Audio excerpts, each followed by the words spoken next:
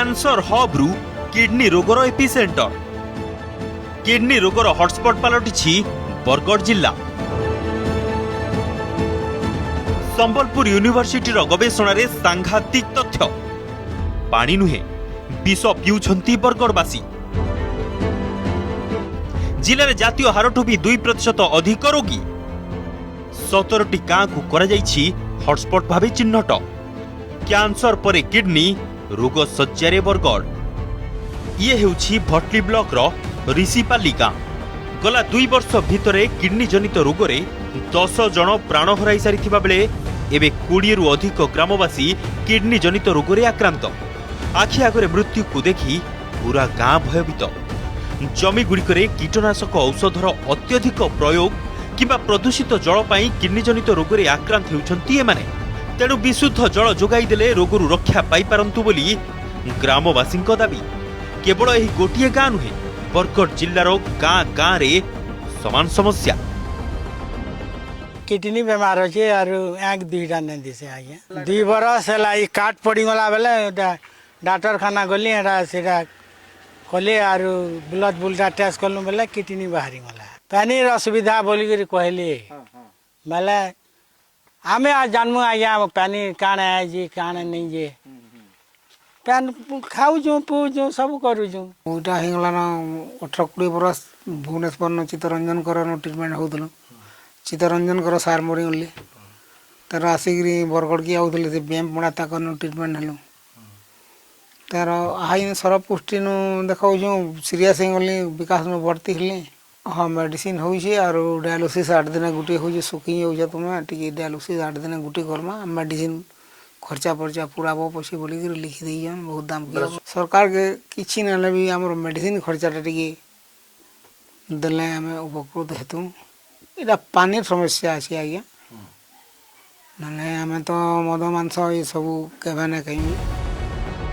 संबलपुर विश्वविद्यालय परिवेश विज्ञान विभाग द्वारा होइतिबा एक गवेषणा पत्र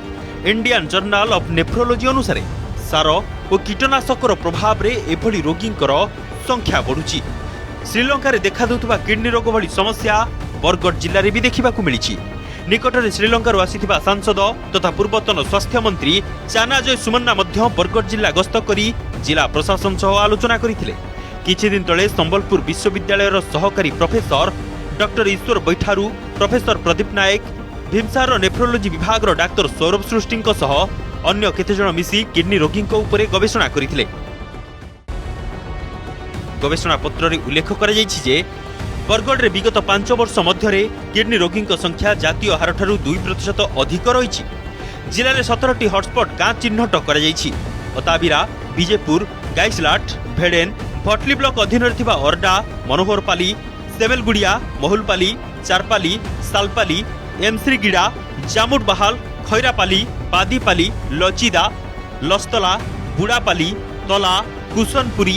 एवं तलापदर इत्यादि गाँव में जातीय हारठू 2% अधिक किडनी रोगी अछंती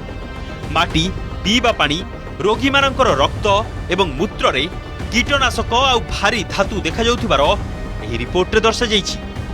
गला 29 जनवरी रे श्रीलंका रू आसीथिबा सांसद जयसुमन्ना संबलपुर विश्वविद्यालय जातीय सम्मेलन में जोगदेवा सह गवेषणा करुवा टीम सांगरे क्षेत्र परिदर्शन करथिले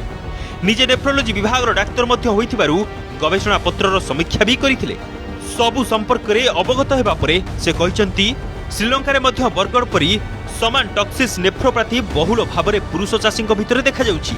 एथिपई श्रीलंका रे गाँ गुड़िकरे आरओ सिस्टम द्वारा पीवा पानी व्यवस्था करा जाइछि जहाँ परठू आ नूतन किडनी रोगी चिन्हट हेउनाहांती एणु बरगढ़ में चिन्हट होइतिबा हॉटस्पॉट गाँ मानकरे आरओ सिस्टम द्वारा पीवा पानी जोगाई दिया गले एही रोग को रोका जाई परिबो बोली प्रशासनिक अधिकारी मानकु से परामर्श दैछंती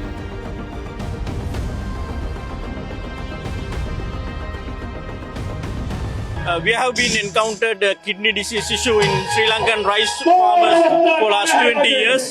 Recently, we got to know such a similar diseases in Odisha too. In Sri Lanka, more than 50,000 farmers died due to this particular kidney disease. And we found this is due to certain agrochemicals, especially pesticides and heavy metals accumulated due to fertilizers. And such a similar disease here in Odisha in rice bowl. So we thought of help Odisha to encounter this health issue as we provide safe drinking water, clean water for the people. कि area हमारा एमती रोचे जो थे किसी water contamination जो आमे पाऊँ कि किडनी डिजीज टिके प्रिवलेंस अधिक रोची तो तार मैपिंग मध्य हमारा हेल्थ टीम करी एवं से एरिया रा केमती वाटर जो सोर्स रोची ताको आमे केमती डिकंटामिनेट करी परिबो सेटा पई मध्ये आरडब्ल्यूएस ऑफिशियल्स ताको निके स्टेप नौ छु जो रिसर्च टीम आम सांगे जहाँ फंडिंग गुड़ी शेयर करते आम आशा करूँ कि से सब स्टेप गुड़ी नहीं ना आमर किडनी डिजीज प्रिवलेंस आम कम कर कहली आमर हेल्थ टीम ऑलरेडी या नहीं मैपिंग करी प्लस मेन जो यार कारण रोचे दैट इज वाटर कंटामिनेशन तो वाटर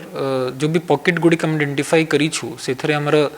वाटर प्यूरिफिकेशन मेजर्स आम नौ जमी बरगढ़ जिला किडनी डिजीज फ्री हो पार विष पिउछंती बरगढ़वासी बेल थाउ थाउ यार समाधान न कले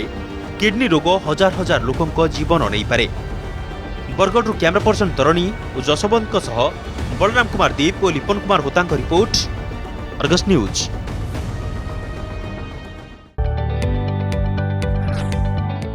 जदि आपंक आम भिडी भल लगा तेब आम चैनल को लाइक शेयर और सब्सक्राइब करने को जमा भी भूलु नहीं।